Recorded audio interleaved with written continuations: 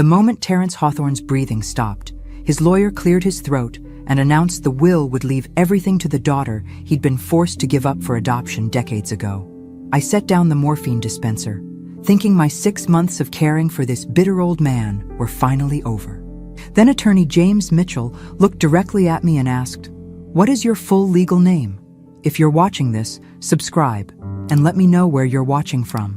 Now let me back up and tell you how I ended up in this surreal situation. 3 days earlier, I'd answered a classified ad for a live-in caregiver. At 62, with my husband dead and my savings drained by his medical bills, I was desperate for work. The Hawthorne mansion sat on 5 acres in Connecticut's wealthiest district, all stone walls and intimidating gates. "You're not what I expected," Terence had wheezed from his hospital bed when I first walked into his bedroom. His eyes were sharp despite his failing body, studying me like I was a puzzle to solve. "Most people aren't," I'd replied, adjusting his pillows. "That's what makes life interesting." He'd actually smiled at that, the first genuine expression I'd see from him for weeks. The job paid better than anything I'd ever earned, enough to finally get ahead instead of just surviving.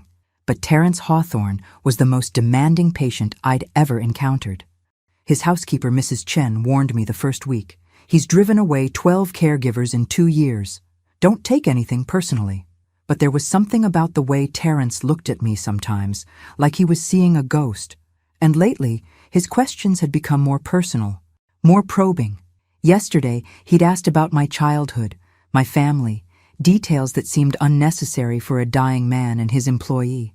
Now, staring at the lawyer in this mahogany-paneled study, I felt that familiar chill of dread I'd learned to trust over the years. Something wasn't right about this whole situation. "Margaret Collins," I answered carefully. "Why do you need to know?" Attorney Mitchell exchanged a meaningful glance with his assistant. "Because Mrs. Collins, there's something Mr. Hawthorne discovered about you that changes everything." "What could Terence possibly have discovered about me?" I asked, though my hands were already shaking. In my experience, when lawyers start digging into your past, it never ends well for people like me. Attorney Mitchell opened a thick folder on the desk. "Mrs. Collins, were you born on March 15th, 1963? My blood turned to ice water. That date wasn't on any of my employment papers. I deliberately left it off applications my entire adult life. How did you—" "In Hartford General Hospital," he continued, reading from a document. "Birth mother listed as Jennifer Walsh, age 16, father unknown." The room started spinning. Nobody knew those details. My adoptive parents had died when I was 30, taking those secrets with them. I'd spent decades trying to forget that part of my story, building a new identity as Margaret Collins, wife and mother and caregiver. "I don't understand what this has to do with anything," I managed, though my voice sounded far away. Mitchell's assistant, a sharp-eyed woman named Patricia, spoke up. "Mr. Hawthorne hired private investigators 6 months ago, the same day you started working here." 6 months ago. The day I'd walked into this house, desperate for work and a place to live. The day Terence had looked at me like he'd seen a ghost. Because maybe, in a way, he had. "He suspected something from your first interview," Mitchell continued. "Your facial structure, your mannerisms, certain responses to his questions, so he had you investigated." I thought about all those personal questions Terence had asked, about my childhood, my memories, my fears. I'd chalked it up to loneliness, an old man desperate for connection. But he'd been testing me, comparing my answers to information he already possessed. "What did he find?" I whispered. Mitchell pulled out a photograph, black and white and clearly decades old. It showed a young man with dark hair and intense eyes standing next to a girl who couldn't have been more than 16. She was pregnant, her belly round under a simple dress, her face filled with the kind of fear that comes from being in love with the wrong person at the wrong time. I'd never seen this photograph before, but I recognized the girl immediately. She had my eyes, my nose, my stubborn chin. She looked exactly like I had at that age, which was impossible because I'd never been pregnant as a teenager. "This is your birth mother, Jennifer Walsh," Mitchell said gently, "and this is Mr. Hawthorne, taken in 1962 when he was 18 years old." The pieces clicked into place with sickening clarity. Terence Hawthorne hadn't hired me by accident. He'd been looking for his daughter for over 60 years, And somehow I'd walked right into his house. But there was one problem with his theory. I wasn't his daughter. I couldn't be. "There's been a mistake," I said firmly, though my hands wouldn't stop trembling. My birth mother's name was Sarah Chen, not Jennifer Walsh, and she was 22, not 16. Attorney Mitchell and Patricia exchanged another one of those looks that made my stomach clench. They knew something I didn't, and in my experience, that never meant good news for the person left in the dark. "Mrs. Collins," Patricia said gently, "we understand this is overwhelming, but we have documentation that proves otherwise." She slid another folder across the desk toward me. Inside were copies of birth certificates, adoption papers, hospital records, documents I'd never seen before, but that apparently detailed my entire origin story. According to these records, Mitchell explained, Jennifer Walsh gave birth to a daughter on March 15, 1963. The baby was immediately placed for adoption through Catholic Charities. The adoptive family was Paul and Ellen Collins. My adoptive parents' names, the people who'd raised me, loved me, given me their last name and a stable home. But according to them, my birth mother had been a college student named Sarah, who'd made one mistake and needed help getting back on track. My parents would never have lied to me about something this important, I insisted. But even as I said it, I could hear the doubt creeping into my voice. Adoption records were often modified to protect all parties involved, Patricia explained. It was common practice to change details, create new narratives that would be easier for adopted children to accept. I stared at the photograph of Jennifer Walsh and the young man who claimed to be Terrence Hawthorne. The resemblance was undeniable.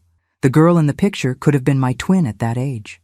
But if this was true, it meant everything I'd believed about my origins was a lie.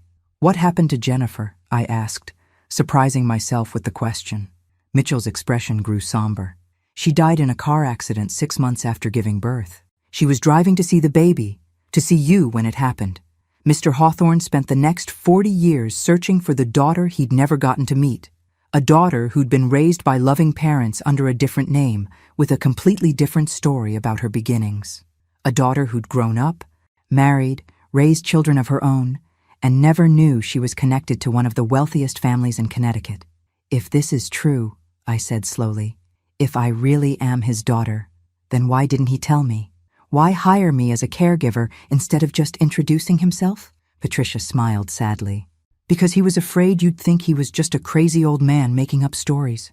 He wanted to be sure, and he wanted you to get to know him as a person first, before the money and the inheritance complicated everything."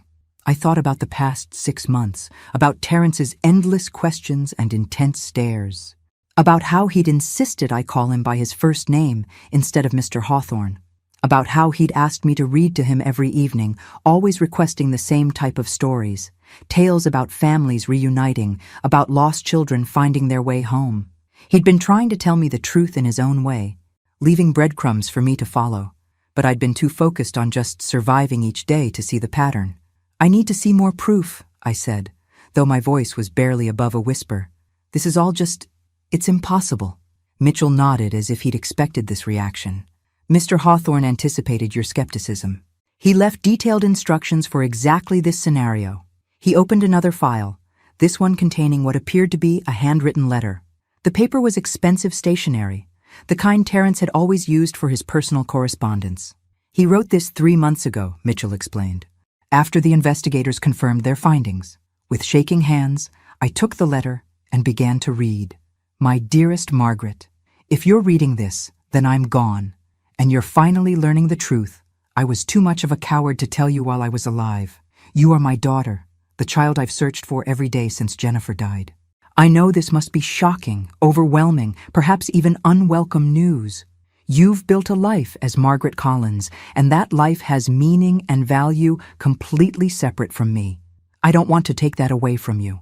But I also couldn't die without you knowing that you were wanted, that you were loved, that your birth was not a mistake to be hidden away. Jennifer loved you fiercely, even in the short time she carried you. And I have loved the idea of you every day for 62 years. I hired you not just because I needed care, but because I needed to know the woman my daughter had become. And Margaret, I could not be prouder. You are kind but not weak, strong but not cruel, intelligent without being pretentious. You are everything I hoped you would be, and things I never dared dream. I know you must have questions about why I gave you up, why I didn't fight harder to keep you. The truth is complicated and painful, but you deserve to know it all.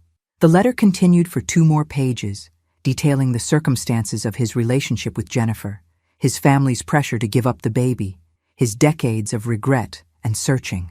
It painted a picture of a young man torn between love and duty, who'd made a choice that haunted him for the rest of his life. But it was the final paragraph that made my hands shake so violently I could barely hold the paper. I've left you everything, Margaret. Not because I'm trying to buy your forgiveness or your love, but because it all belongs to you anyway. You are my heir, my legacy, my greatest treasure. Use it wisely. Use it well, and know that wherever I am now, I'm finally at peace knowing you're safe and loved. With all my love, your father, Terence. I set the letter down and stared at the wall behind Mitchell's desk. There hung a portrait of a young woman with dark hair and gentle eyes, Jennifer Walsh, my birth mother. The woman I'd never known existed until 30 minutes ago. How much? I asked quietly. I'm sorry? Mitchell looked confused. How much did he leave me? Mitchell consulted his papers. The estate is valued at approximately $47 million, plus the house, the art collection, the various business interests. In total, we're looking at roughly $63 million. I started laughing. Not the happy kind of laughter, but the hysterical kind that comes when reality becomes too absurd to process normally. Here I was, a woman who'd been struggling to pay rent just this morning, suddenly inheriting enough money to buy a small country. There's one more thing, Patricia said gently. Something Mr. Hawthorne wanted you to have immediately. Patricia reached into her briefcase and pulled out a small velvet jewelry box, the kind that's been passed down through generations and carries the weight of family history. He asked us to give you this first, before anything else, she said, placing it carefully in my hands. Inside was a delicate gold locket, clearly antique, but beautifully preserved. The front was engraved with the initials J.W., Jennifer Walsh. With trembling fingers, I opened it. On the left side was a tiny photograph of Jennifer, the same young woman from the earlier pictures, but this one showed her smiling, radiant, her hand resting protectively over her pregnant belly. On the right side was an even smaller photo, a baby, perhaps a few days old, sleeping peacefully in hospital blankets. Me. This was me as a newborn, the only picture my birth mother had been able to take before she gave me away. Jennifer wore this every day during her pregnancy, Mitchell explained quietly. Terence kept it all these years, hoping someday he'd be able to give it to you. I stared at the tiny face in the photograph, trying to reconcile this sleeping infant with the woman I'd become. For 62 years, I'd wondered what my birth parents looked like, whether I had their eyes or their smile or their stubborn streak. Now I knew I had my mother's eyes and my father's determination, and both of their capacity for keeping secrets. There's something else in the box, Patricia pointed out. I looked closer and found a small piece of paper, folded many times over to fit in the tiny space. Carefully, I unfolded it. In faded ink, written in a young woman's careful handwriting, were just a few words. For my baby girl, you are loved more than you will ever know. I'm sorry I can't keep you safe myself. Mama. The tears came then, fast and fierce. For the mother I'd never known, and the father I'd known too well without realizing who he was. For 62 years of wondering and 6 months of questions that finally had answers. Take your time, Mitchell said softly. This is a lot to process. I nodded, wiping my eyes with the tissue Patricia handed me. What happens now? With the will, I mean. Are there conditions? Things I have to do to inherit? No conditions whatsoever, Mitchell replied. Mr. Hawthorne was very specific about that. He said you'd earned your inheritance simply by being his daughter and by being the person you are. I thought about the past 6 months, about all the small moments that suddenly took on new meaning. The way Terence had insisted I eat dinner with him instead of just serving it and leaving. How he'd asked me to tell him stories about my life, my childhood, my late husband. How he'd seemed genuinely interested in my opinions about books, politics, world events. He hadn't just been hiring a caregiver, he'd been getting to know his daughter. Can I see the room where he... I paused, not sure how to phrase it. Where he died? Where my father spent his final moments? Of course, Mitchell said. The house is yours now. You can see any room you'd like. We walked through the mansion's grand hallways, past artwork that was probably worth more than most people's houses, up the curved staircase to the second floor. Terrence's bedroom was exactly as I'd left it, with the hospital bed and medical equipment that had been his world for the past year. But now I noticed things I'd missed before. On his nightstand was a small framed photo of Jennifer Walsh, positioned so he could see it from his bed.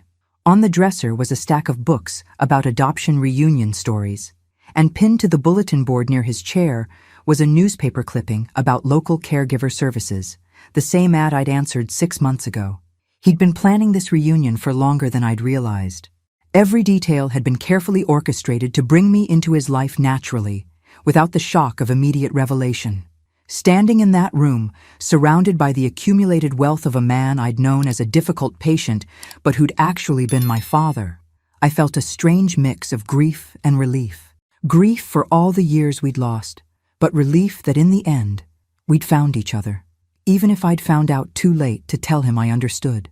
3 hours later, I was sitting in what had been Terrence's private study, surrounded by lawyers, accountants, and estate managers, all of them explaining my new reality in terms that sounded like a foreign language.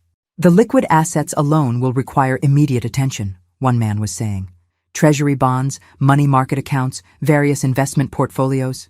And then there's the real estate, another added. The Montana ranch, the Florida condo, the cabin in Vermont, plus this house, of course. I nodded along, trying to look like I understood what they were telling me. But honestly, I was still stuck on the fact that this morning I'd been Margaret Collins, widow and caregiver, and now I was Margaret Collins, secret heiress to a fortune I couldn't even comprehend. Mrs. Collins? Mitchell's voice broke through my thoughts. Do you have any questions about the inheritance process? Just one, I said. Why didn't he just tell me? If he was so sure I was his daughter, why go through all this elaborate charade? Mitchell smiled sadly. He was terrified you'd reject him.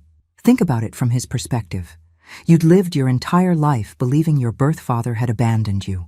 How do you approach someone with that kind of baggage and say, hello, I'm actually your father, and I've been looking for you for 40 years? I understood that fear. If some strange old man had approached me claiming to be my father, I probably would have assumed he was either crazy or running some kind of elaborate scam. He wanted you to know him first, Patricia added, to see that he wasn't a monster who'd thrown you away carelessly. He hoped that when you finally learned the truth, you'd have enough positive memories to balance out the anger. And the strange thing was, it was working. Yes, I was angry about the deception, frustrated by all the wasted time. But I was also remembering how Terrence had insisted on paying me double the advertised wage, how he'd made sure I had health insurance and vacation time, how he'd actually listened when I talked instead of just waiting for his turn to speak. He'd been trying to be the father he'd never gotten the chance to be. There's one more thing, Mitchell said, consulting his notes. Mr. Hawthorne left instructions for a specific bequest to someone he considered important to your story. He handed me another folder.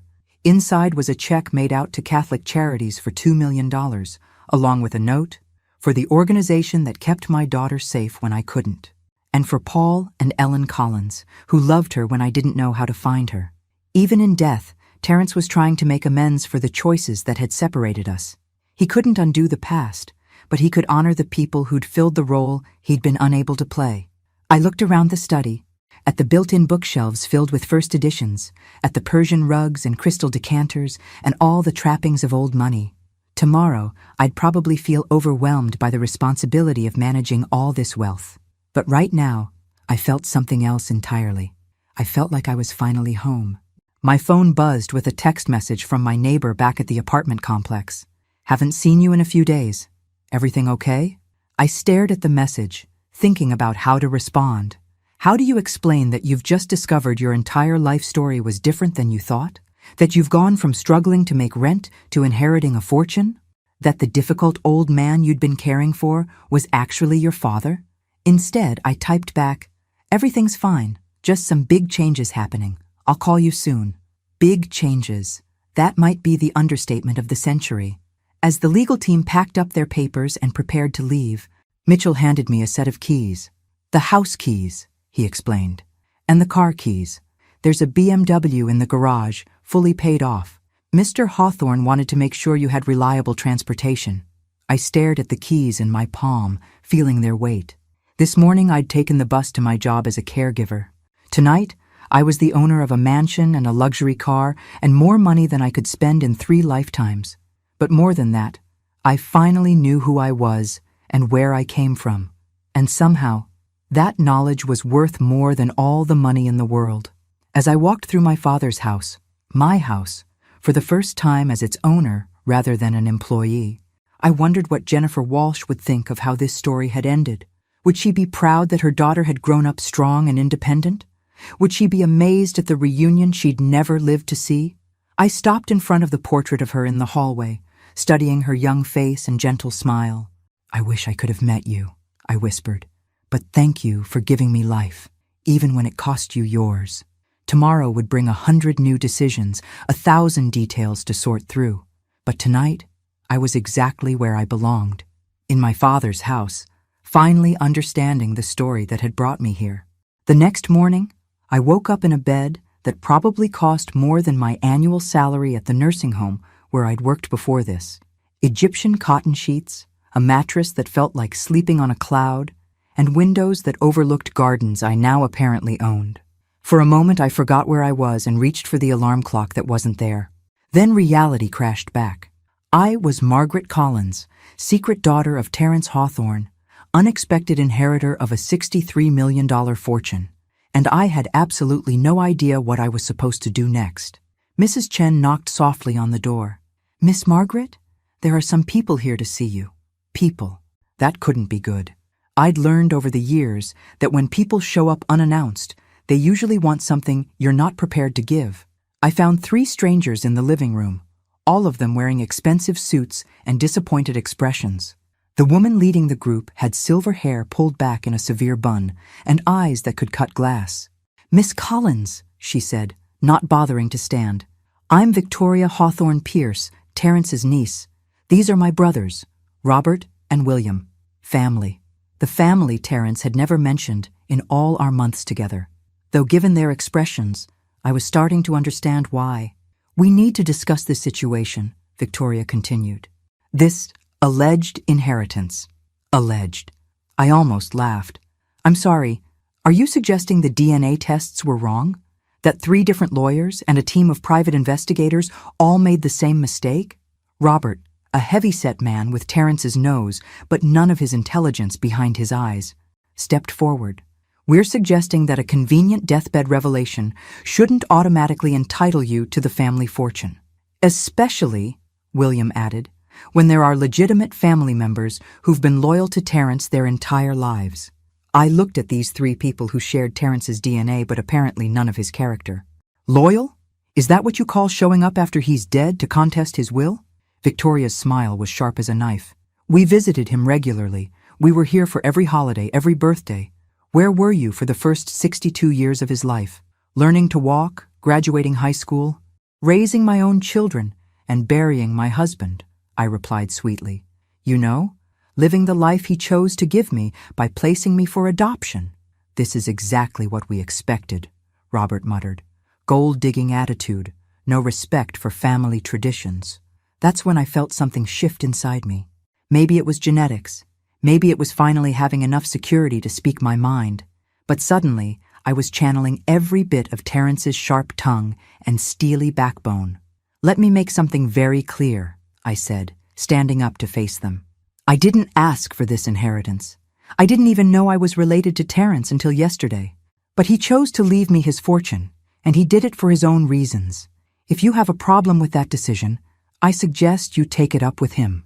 "We intend to," Victoria said coldly. "In court." "They're bluffing," Attorney Mitchell assured me 3 days later. "The will is ironclad. The DNA evidence is conclusive, and Terence was clearly of sound mind when he made these decisions." I wasn't so sure. The Hawthorne siblings had hired their own legal team, and from what I'd gathered, they weren't the type to back down from a fight. They'd grown up expecting to inherit Terence's fortune, and the idea of some unknown, illegitimate daughter swooping in at the last minute had clearly shattered their life plans. "What's the worst-case scenario?" I asked. Mitchell hesitated. "If they can prove fraud or undue influence, if they can somehow argue that Terrence was manipulated into changing his will, they could tie up the estate in court for years. Years. While these people with unlimited resources and inherited entitlement fought me for money I'd never asked for in the first place. The irony wasn't lost on me. I'd spent my whole life working for everything I had, and now I was being accused of being a gold digger. There's something else," Patricia added reluctantly. "We've discovered that Victoria has been managing some of Terrence's business interests for the past 2 years, but only his commercial properties and investment portfolios. His personal affairs and household staff were kept completely separate. What kind of access? Limited power of attorney for business decisions only. Terrence was very specific about maintaining control over his personal life. That explained how he'd been able to hire me without Victoria's knowledge. She'd been focused on the profitable side of his empire, while he maintained control over who entered his private world. That afternoon, while reviewing more legal documents, Mrs. Chen knocked on the study door. She looked nervous, wringing her hands in a way I'd never seen before. "Miss Margaret," she said quietly, "I need to tell you something important about Miss Victoria and what she knew." I gestured for her to sit down. "What about her?" "6 months ago, when you first started working here, Miss Victoria came to the house unexpectedly. She was angry because Mr. Terrence had hired someone new without consulting her. Mrs. Chen's voice dropped to a whisper. "I overheard them arguing in this very room." My stomach dropped. "What did they argue about?" "Miss Victoria said she'd run a background check on you. She'd discovered who your birth parents were, and she was furious that Mr. Terrence had brought his bastard daughter into the family home." The words hit me like a physical blow. Victoria had known all along who I was, but unlike Terrence, she'd seen my identity as a threat rather than a gift. "Mr. Terrence told her he didn't care what she thought," Mrs. Chen continued. "He said you were his employee and his decisions about household staff were none of her business. But Miss Victoria, she threatened him." "What kind of threat?" "She said if he told you the truth about your parentage, she'd have him declared mentally incompetent. She had copies of medical records from his chemotherapy treatments, documents that could be used to question his judgment." So Terrence had been trapped between his desire to reveal our relationship and Victoria's threats. He'd found his daughter but couldn't claim her without risking everything. "Why didn't you tell me this sooner?" I asked. Mrs. Chen looked ashamed. "Miss Victoria paid me extra money to keep quiet. My grandson needed surgery and the money—" "I'm sorry, Miss Margaret. I should have been loyal to Mr. Terrence, not to her." I understood desperation, the choices people make when they're cornered financially. "Mrs. Chen, would you be willing to testify about what you heard?" She nodded firmly. "Miss Victoria destroyed a good man's final months. He deserved to know his daughter openly, and you deserve to know your father. I won't let her steal that from either of you anymore." The court hearing was scheduled for the following month, which gave me just enough time to realize how in over my head I was. The Hawthorne siblings had hired Blackstone and Associates, one of Connecticut's most prestigious law firms. Their strategy, from what Mitchell could gather, was to paint me as a manipulative caregiver who'd taken advantage of a lonely, elderly man. "They're going to argue that you deliberately sought out this job, knowing who Terrence was," Mitchell explained during one of our preparation sessions. "They'll claim you manipulated him into believing you were his daughter to secure an inheritance. But the DNA tests prove I am his daughter. DNA tests can be faked, according to their initial filing. They're also questioning the timing. Why did Terrence only discover your identity after you'd been working for him for months? Why not immediately?" "Because he was afraid," I wanted to say. "Because he'd been disappointed so many times before. Because he wanted to know the woman I'd become before revealing the truth." But fear and hope weren't strong legal arguments. The worst part was the media attention. Somehow, the story had leaked to the local newspapers. "Caregiver claims billionaire's fortune," and "DNA or gold digging, the Hawthorne inheritance battle." Every time I left the house, there were photographers and reporters shouting questions about my scheme to defraud a grieving family. With Mrs. Chen's testimony about Victoria's threats and knowledge of my identity, Mitchell felt confident we could prove their case was fraudulent. But I wanted more than just to win. I wanted to understand exactly what Victoria had been doing to control Terrence's life.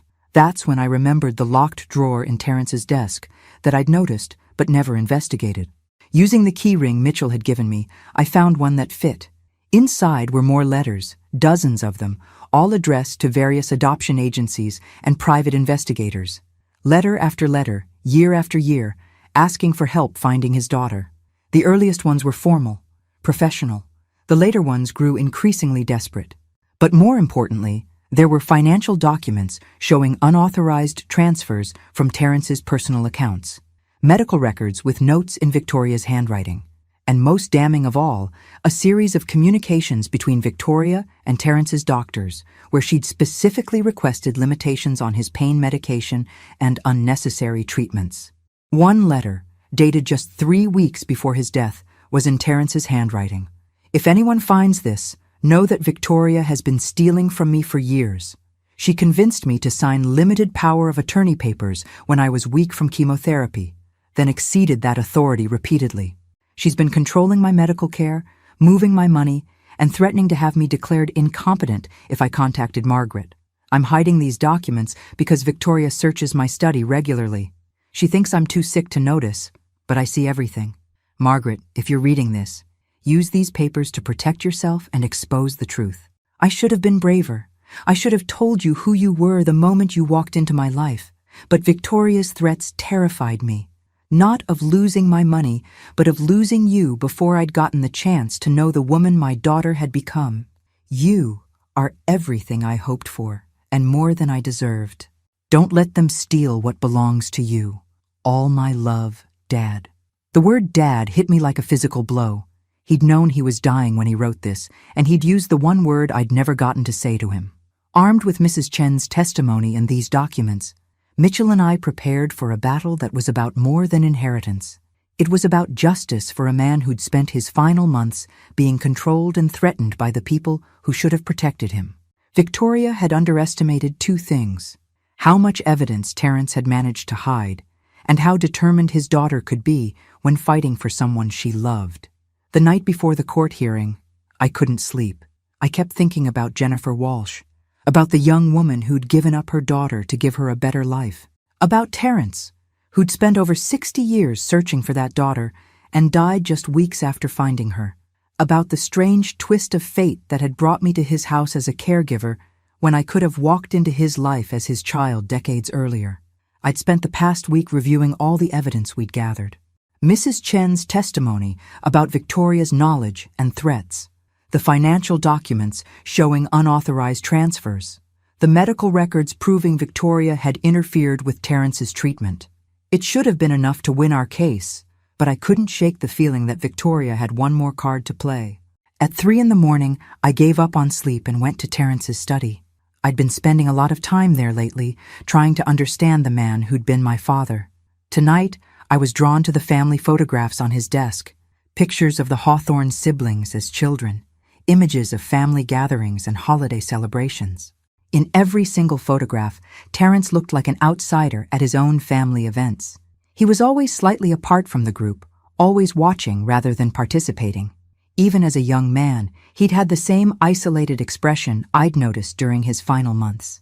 I picked up the photograph of him and Jennifer Walsh, studying their young faces. They looked so hopeful, so in love, completely unaware that their time together was already running out. Jennifer had died never knowing that her daughter was safe and loved.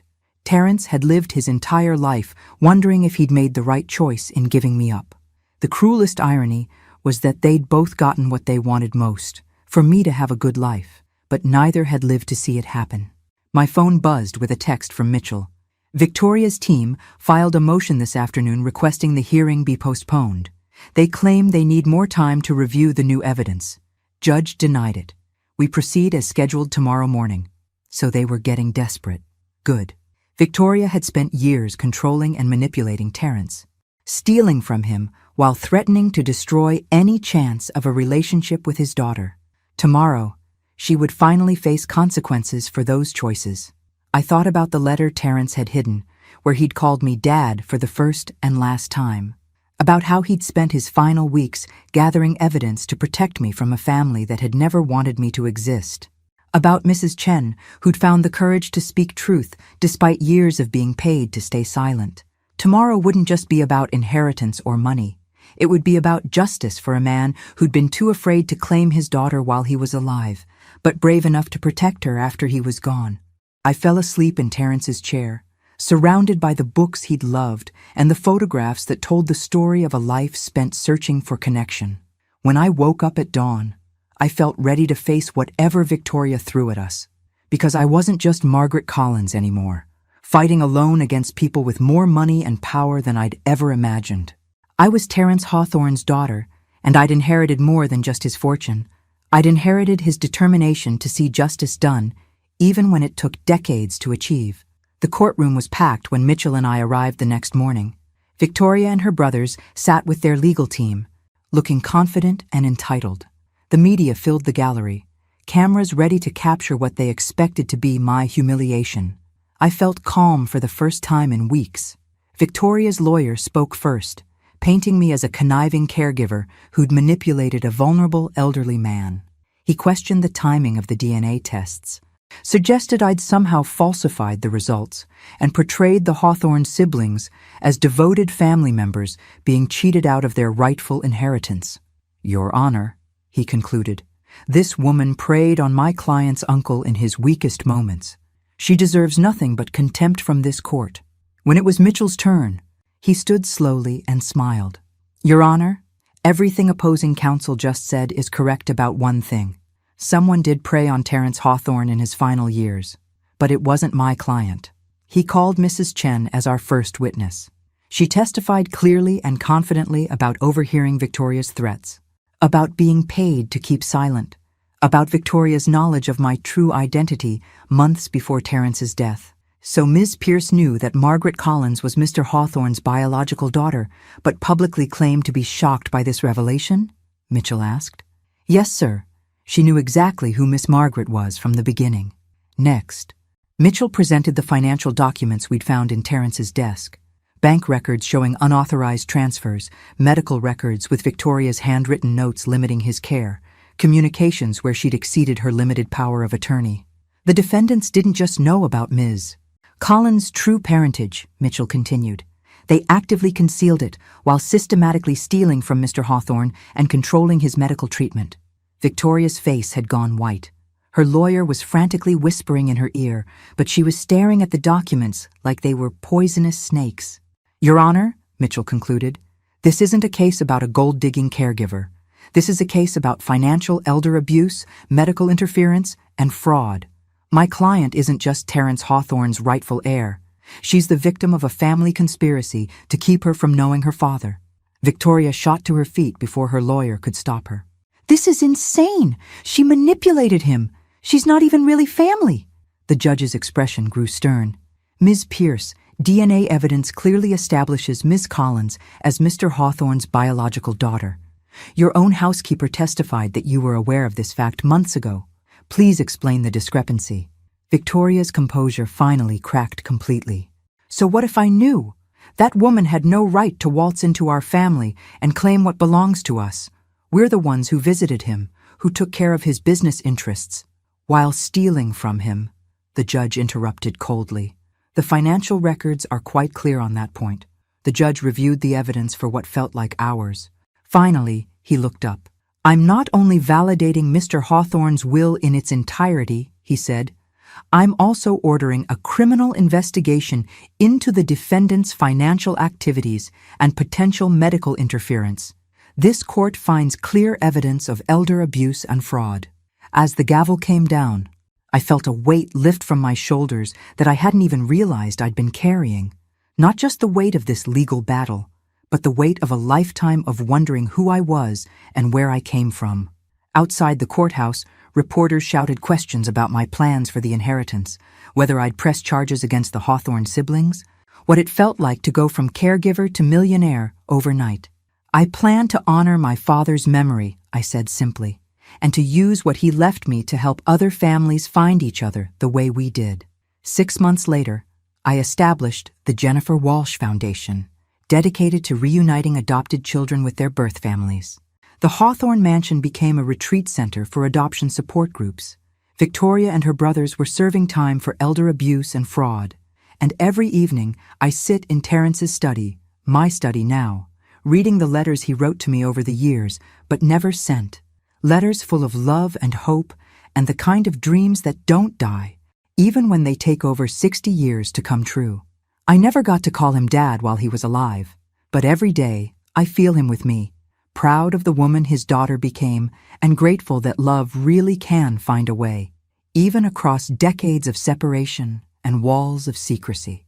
Sometimes the greatest treasures are the ones we never knew we'd lost until we find them again. And sometimes, just sometimes, it's never too late for a love story to have a happy ending. Thanks for listening. Don't forget to subscribe and feel free to share your story in the comments. Your voice matters.